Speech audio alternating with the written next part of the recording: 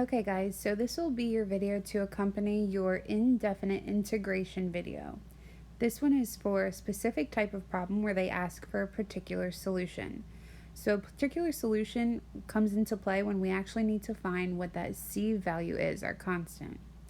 We're going to be looking at the second page of the STEM Garage worksheets. It's the 2-page PDF. On there, the left-hand column would actually be really great practice problems just for finding your integrals. The right-hand column is this special type of question where they're asking about particular solutions. So we can find our particular solution. So that basically means instead of having a C, we're going to have a value there instead. And to be able to find that, we need a little bit of more information, and these are called initial conditions.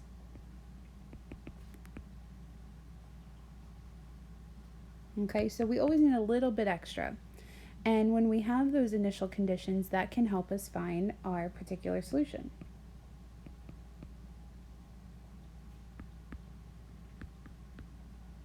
Okay, so unless you do have these initial conditions and they just ask for a general solution, you're going to have a C in your answer.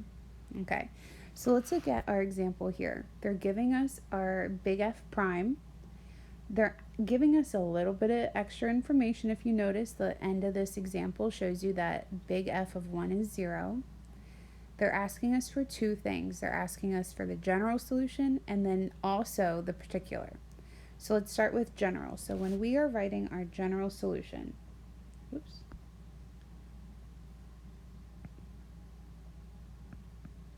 So our general solution, we have big F prime of x, and that equals 1 over x squared. So just like with derivatives, with integrals you need to rewrite. So we can rewrite this as x to the negative 2. And then from there we can use our new integration rules, which say if we add 1 to the exponent and divide by that same value, we'll find our integral. So we're going to have x to the negative 2 plus 1 over negative 2 plus 1, which is x to the negative 1 over negative 1. Reorganize it, make sure that you don't have any negative exponents.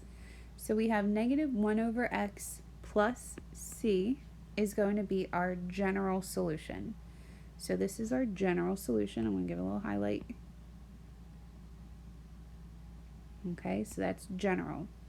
Now we use our little bit of extra information. So to find the particular, so our particular solution, we need that extra info. So it's telling us that big F of 1 equals 0.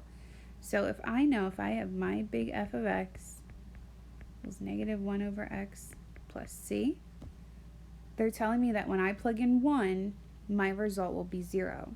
So if I plug in 1, I would end up with negative 1 over 1 plus c equals 0. And then you can solve for c. So this one's fairly simple. I would have to add 1 to both sides, so I would get 1 to equal c. That's not my answer. They're not asking you for the c value, they're asking you for that particular solution.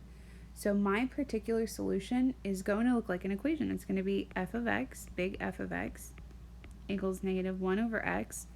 Now we know that c's value is 1, so that's my particular solution. So you can see, oops, that's the eraser. You can see the difference here because one of your answers, the general, you can have any value for c and it'll still work.